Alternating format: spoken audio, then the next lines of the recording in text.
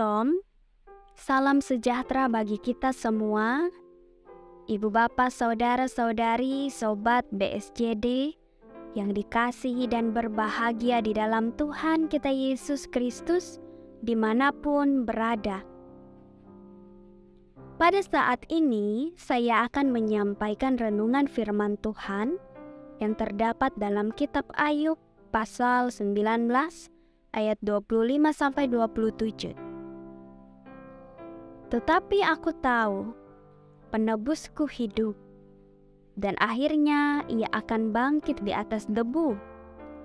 Juga sesudah kulit tubuhku sangat rusak, tanpa dagingku pun aku akan melihat Allah, yang aku sendiri akan melihat memihak kepadaku.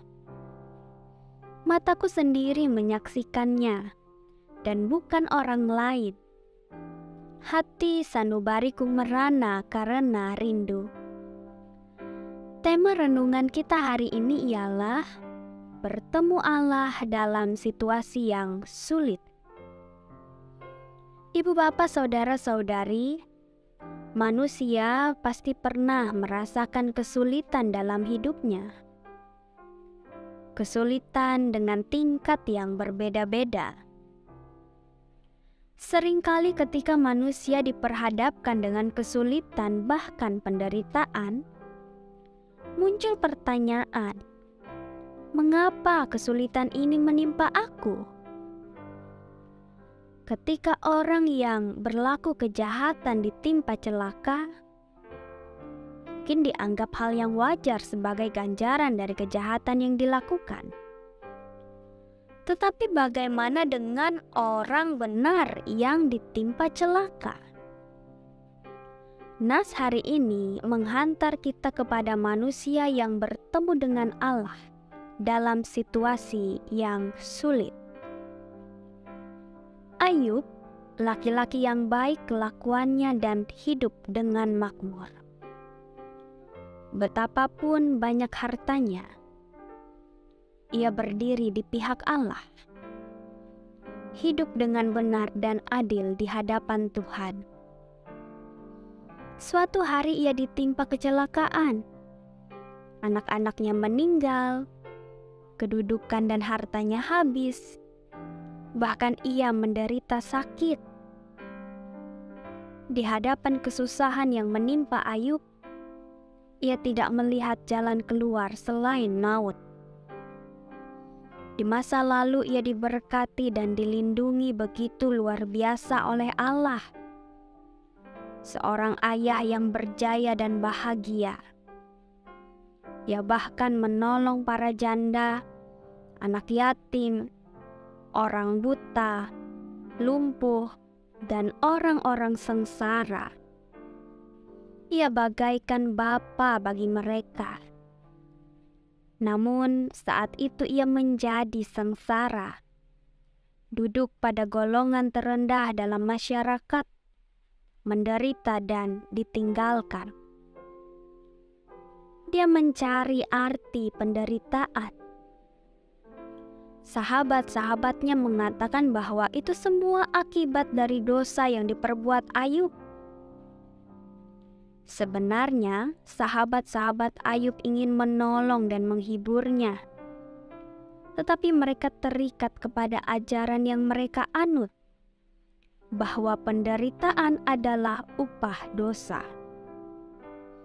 Namun, Ayub merasa bahwa dirinya sudah berupaya hidup dengan adil dan benar di hadapan Tuhan. Ayub bergumul dengan Allah dan meminta jawaban langsung. Ia ingin bertemu dengan Allah.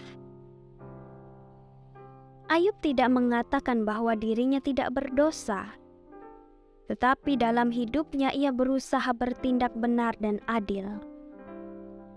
Ketika Ayub menderita, ia ingin mengerti apa sebab ia menderita. Ketika Ayub bertemu dengan Tuhan, Tuhan tidak memberi jawaban atas pertanyaan Ayub. Tuhan juga tidak memberi pembenaran atas diri Ayub. Namun Ayub diajari untuk rendah hati. ia tidak diberitahu mengapa ia harus menderita, tetapi ia tetap dapat hidup dalam damai sejahtera dan takut akan Tuhan.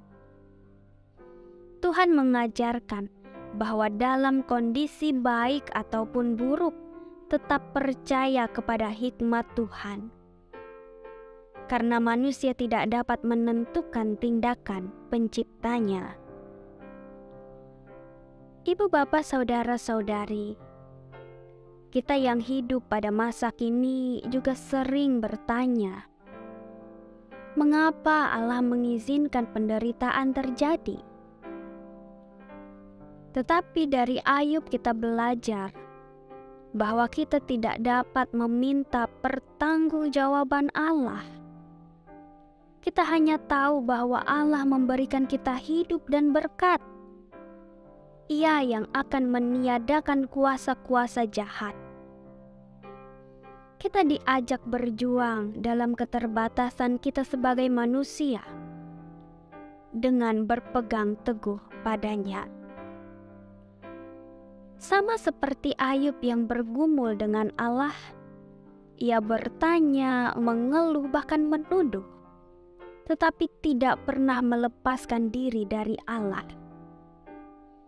Dan pada akhir prosesnya yang sulit, ia bertemu dengan Allah, belajar mengenal Allah dengan cara yang baru, menyadari keterbatasan diri sebagai manusia, mengasihi Allah dan meneruskan damai sejahtera itu di tengah-tengah dunia. Kita percaya kepada hikmat Allah ketika kita menghadapi penderitaan, bukan malah mencari alasan mengapa semua itu terjadi.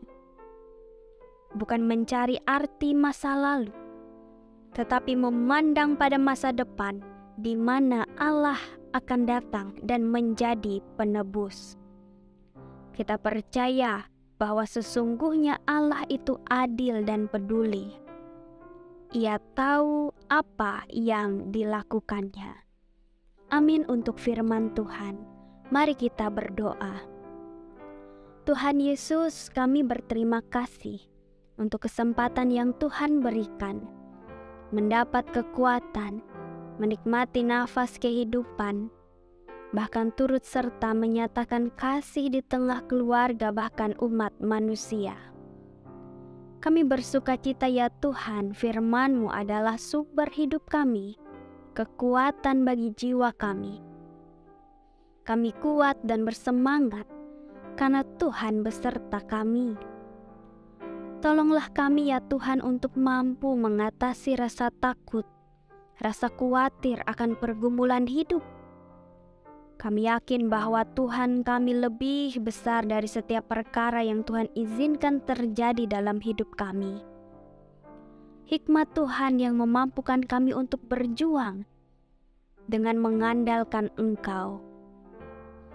Kiranya hari ini kami boleh melakukan aktivitas dengan baik, kami hidup dengan taat kepada Tuhan, dan mampu memancarkan kasih Kristus kemanapun kaki kami melangkah hari ini. Berkatilah keluarga kami ya Tuhan, dan orang-orang yang kami kasihi dimanapun mereka berada. Damai sejahtera Tuhan senantiasa memelihara hati dan kehidupan mereka. Inilah seru doa dan permohonan kami. Tuhan mengetahui segala harapan dan impian kami. Dan Tuhan memberikan segala yang terbaik bagi kami. Di dalam nama Tuhan Yesus Kristus kami berdoa dan mengucap syukur. Amin.